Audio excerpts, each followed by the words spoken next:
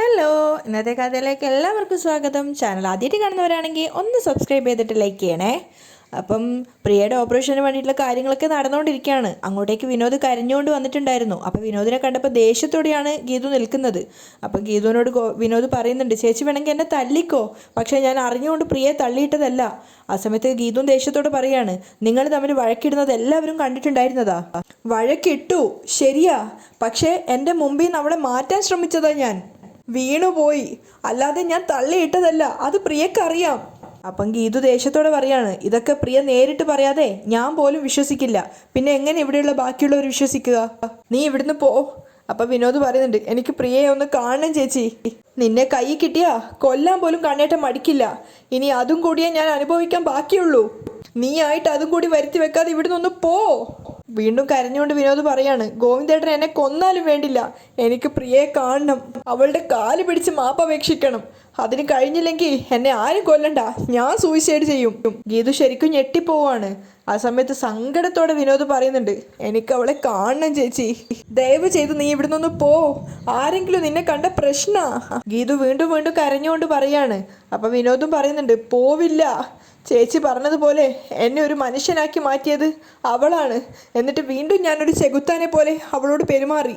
അവളെ ഒന്ന് കാണാനെങ്കിലും പറ്റിയില്ലെങ്കിൽ ഞാൻ തല തല്ലിച്ചാവും. അതും പറഞ്ഞ് വിനോദ് അവിടെ ചുവരിന് തലയിട്ട് ഇടിക്കുകയാണ്. ഗീതു എത്ര തടയാൻ ശ്രമിച്ചിട്ടും വിനോദ് കേൾക്കുന്നേ ഉണ്ടായിരുന്നില്ല. അവൻ വീണ്ടും വീണ്ടും തല അടിച്ചുകൊണ്ടേയിരിക്കുകയാണ്. അവസാനം സർവ്വശക്തി എടുത്തിട്ട് ഗീതു അവനെ പിടിച്ച് തള്ളുകയാണ്. എന്നിട്ട് അവനോട് ചോദിക്കുന്നുണ്ട്, നീ മരിച്ചാ പ്രിയ പഴയതുപോലെ ആവോ? പ്രിയ മാത്രമല്ല, ഒന്നും ഇനി പഴയതുപോലെ ആവില്ല. അവൻ വീണ്ടും കരഞ്ഞുകൊണ്ട് യാചിക്കുകയാണ്, എനിക്ക് പ്രിയയെ കാണണം ചേച്ചി. അപ്പം ഗീതും കരഞ്ഞുകൊണ്ട് പറയുന്നുണ്ട്, എല്ലാവരും കൂടി എന്നെ ഇങ്ങനെ ധർമ്മസങ്കടത്തിലാക്കരുത്. അപ്പോഴാണ് ഗീതു കാണുന്നത്, വിനോദിൻ്റെ നെറ്റി പൊട്ടി തല പൊട്ടി ചോര ഒലിക്കുന്നുണ്ടായിരുന്നു. അത് കണ്ടപ്പോൾ വല്ലാത്ത സങ്കടം തോന്നുകയാണ്. രക്തബന്ധത്തോട് നമുക്കുണ്ടാകുന്ന ആ ഒരു സ്നേഹം. അപ്പം വിനോദ് വീണ്ടും യാചിക്കുകയാണ്, ചേച്ചി പ്ലീസ്, എനിക്ക് പ്രിയയെ ഒന്ന് കാണണം ചേച്ചി, പ്ലീസ് ചേച്ചി. അവ യാചിക്കുന്ന കണ്ടപ്പോൾ അവസാനം ഗീതു ഗത്യന്തരമില്ലാതെ അവനെയും കൂട്ടിയിട്ട് ICUലേക്ക് പോവുകയാണ്.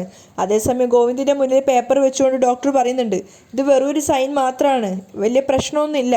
അപ്പോൾ ഗോവിന്ദ് പറയാണ്, അങ്ങനെ സമാധാനിപ്പിക്കേണ്ട ഡോക്ടർ, എൻ്റെ പ്രിയക്ക് എന്തെങ്കിലും സംഭവിച്ചാൽ അതിന് ഉത്തരവാദി ഞാനാണെന്ന് മാത്രമല്ലേ ഈ പേപ്പറിലുള്ളത്? തല താഴ്ത്തി കരഞ്ഞുകൊണ്ട് ഗോവിന്ദ് പറയുന്നുണ്ട്, അതെ, ഞാൻ തന്നെയാ എൻ്റെ മോളുടെ തകർച്ചയ്ക്ക് ഉത്തരവാദി. ഉച്ചിയിൽ തൊട്ട കൈകൊണ്ട് ഉദകക്രിയ ചെയ്യിക്കരുതെന്ന പ്രാർത്ഥന മാത്രമേ ഉള്ളൂ. ഗോവിന്ദിൻ്റെ സംസാരം കേട്ടു നിൽക്കുന്നുണ്ടായിരുന്ന രേഖ പൊട്ടി കരയാണ്. അവസാനം ഗോവിന്ദ് ആ പേപ്പറിൽ സൈൻ ചെയ്യാൻ തുടങ്ങുകയാണ്. പക്ഷെ അവൻ്റെ കൈ വിറക്കുന്നത് കൊണ്ട് തന്നെ അത് പൂർത്തിയാക്കാൻ അവന് സാധിക്കുന്നില്ല. അപ്പം കരഞ്ഞുകൊണ്ട് ഗോവിന്ദ് പറയുന്നുണ്ട്, കൈ വല്ലാതെ വിറക്കുന്നുണ്ട്, അതുകൊണ്ട് സൈൻ ചെയ്താൽ ശരിയാവില്ല. എന്നാലും ഇത് എൻ്റെ ഒപ്പ് തന്നെയാ, ഞാൻ നാളെ അത് നിഷേധിക്കില്ല. കരഞ്ഞുകൊണ്ട് ഗോവിന്ദ് ആ ഒപ്പ് പൂർത്തീകരിക്കുകയാണ്. അപ്പോഴേക്കൊരു നഴ്സ് വന്നിട്ട് പ്രിയയുടെ ശരീരത്തിൽ നിന്ന് ഊരിയ ഓർണമെൻറ്റ്സ് ഏൽപ്പിക്കുന്നുണ്ടായിരുന്നു. രേഖയാണത് വാങ്ങിക്കുന്നത്. അതിൽ നിന്നും ഗോവിന്ദ് പ്രിയയുടെ താലി ആദ്യം എടുത്ത് നോക്കുകയാണ്. അതിനുശേഷമാണ് ആ കമ്മൽ അവൻ കാണുന്നത്. ആ കമ്മൽ കണ്ട സമയത്ത് കുറച്ച് ദിവസം മുന്നേ നടന്നൊരു ഇൻസിഡൻറ്റ് ഗോവിന്ദിൻ്റെ മനസ്സിൽ വരികയാണ്. ഗീതുവിൻ്റെ കമ്മലാണ് വീണതെന്ന് കരുതിയിട്ട് അത് ഗീതുവിന് തിരിച്ചു കൊടുക്കാൻ ഏൽപ്പിച്ച സമയത്ത് പ്രിയ അവിടെ വന്നിട്ട് പറഞ്ഞിട്ടുണ്ടായിരുന്നു, അത് ഗീതു ചേച്ചിയുടെ കമ്മലല്ല, എൻ്റെ കമ്മലാണ്. ആ സമയത്ത് പ്രിയക്ക് സ്നേഹത്തോടു കൂടി ഗോവിന്ദ് ആ കമ്മൽ അണിഞ്ഞു കൊടുത്തിട്ടുണ്ടായിരുന്നു. അതൊക്കെ ഓർത്തുകൊണ്ട് നിൽക്കുകയാണ്. ഗോവിന്ദിൻ്റെ കണ്ണിങ്ങനെ നിറഞ്ഞുകൊണ്ടിരിക്കുകയാണ്. എന്നിട്ട് അവൻ രേഖയ്ക്ക് കേൾക്കാൻ വേണ്ടി പറയുന്നുണ്ട്, പ്രിയ ആഗ്രഹിച്ച ജീവിതം ഞാനും ഗീതുവും തുടങ്ങിയെന്ന് എൻ്റെ പ്രിയമോൾ അറിയണം. സർജറിക്ക് മുമ്പ് ഗീതുവിനെയും കൂട്ടിക്കൊണ്ട് പ്രിയയ്ക്ക് മുന്നിൽ ചെല്ലണം. ഗീതുവിനെയും ഗോവിന്ദിനെയും ഒരുമിപ്പിച്ചത് പ്രിയമോളാണെന്ന് അവൾ അറിയണം. അവളില്ലെങ്കിൽ ഈ ഗീതാ ഗോവിന്ദ ഇല്ലെന്ന് കേൾക്കാൻ അവൾക്ക് പറ്റുമോ? ഗോവിന്ദിൻ്റെ സംസാരം കേൾക്കുന്ന സമയത്ത് രേഖ ഇങ്ങനെ വിതുമ്പി കരഞ്ഞുകൊണ്ടിരിക്കുകയാണ്. രേഖയും കരഞ്ഞുകൊണ്ട് പറയുന്നുണ്ട്, പറ്റും, അവൾ വരും, അവൾ തിരിച്ചു വരും ഗോവിന്ദേട്ടാ.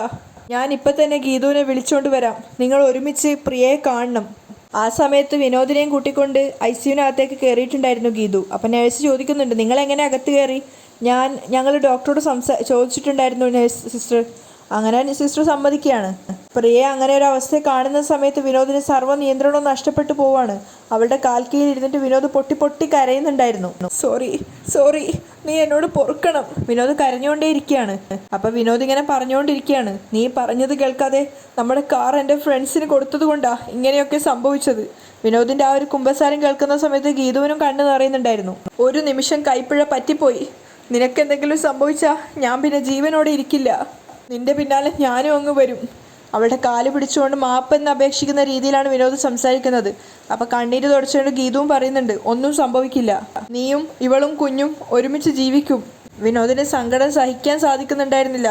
പ്രിയയും അവളുടെ വയറും കാണുന്നതനുസരിച്ച് അവന് കരച്ചിൽ വന്നുകൊണ്ടേയിരിക്കുകയാണ്. അവൻ വീണ്ടും വീണ്ടും പോയി പ്രിയയുടെ കാൽക്കീഴിൽ ഇങ്ങനെ ഇരുന്ന് പൊട്ടി പൊട്ടി കരയാണ്.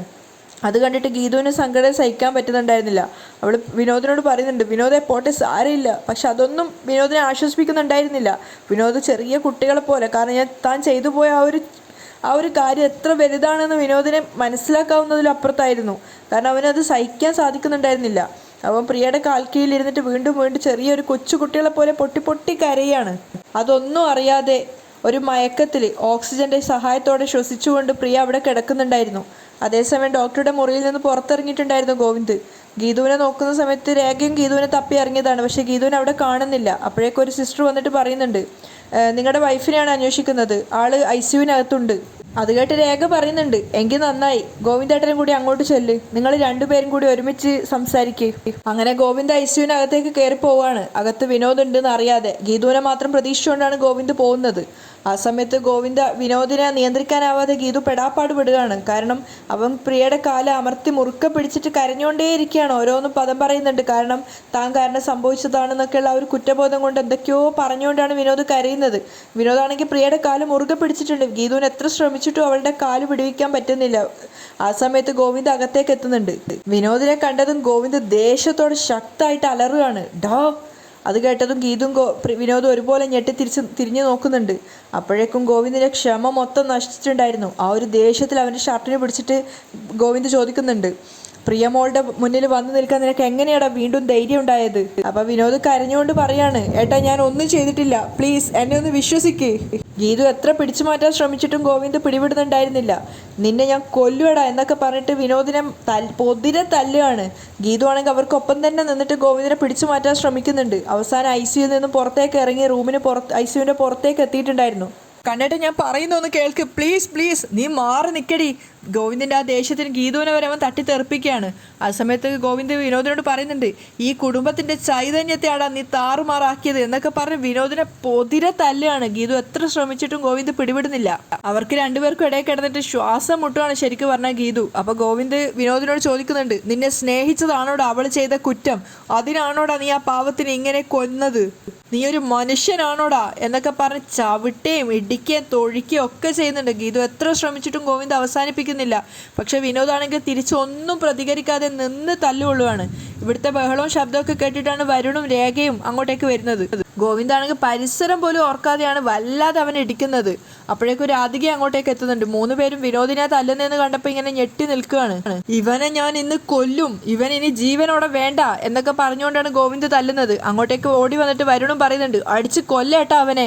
അപ്പൊ ഗീതു ഇങ്ങനെ തടയാൻ ശ്രമിക്കുകയാണ്. അയ്യോ ഏട്ടാ വേണ്ട, പ്ലീസ് കണ്ണേട്ടാ, പ്ലീസ് വേണ്ട വേണ്ട. ഗീതു ഒരുപാട് ശ്രമിക്കുന്നുണ്ട്. അപ്പം ഗീതുവിനെ പിടിച്ച് തള്ളിയിട്ട് ഗോവിന്ദ് പറയാണ്, മാറടി, ഇവനെ അകത്ത് കയറ്റിയ നീയും തെറ്റുകാരിയാ, അതുകൊണ്ട് മാറി നിൽക്കാൻ.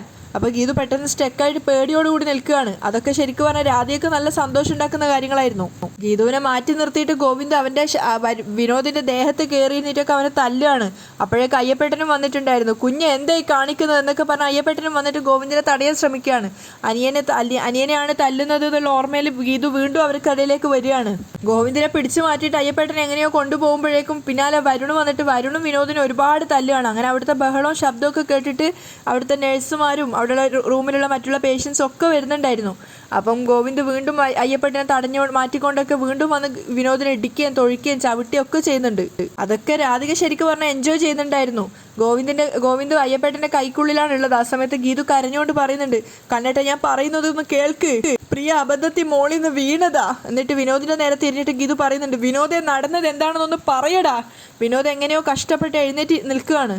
അപ്പൊ കരഞ്ഞുകൊണ്ട് എന്നിട്ട് വിനോദ് പറയുന്നുണ്ട്, എനിക്കൊന്നും പറയാനില്ല, എനിക്ക് ചത്താ മതി, എന്നാ നീ ചാവടാ, ചാവ് എന്ന് പറഞ്ഞിട്ട് വിനോദിനെ വീണ്ടും തല്ലുകയാണ് ഗോവിന്ദ്. അപ്പോഴേക്കും വിനോദ് അവിടെ വേച്ച് വീഴുന്നുണ്ട്. ആ സമയത്ത് ഗീതു വന്നിട്ട് പറയാ, എങ്ങോട്ടെങ്കിലും ഒന്ന് പോടാ. അപ്പൊ വിനോദ് പറയുന്നുണ്ട്, എനിക്കിനി ജീവിക്കണ്ടേ ചേച്ചി, എന്നെ കൊന്നോട്ടെ.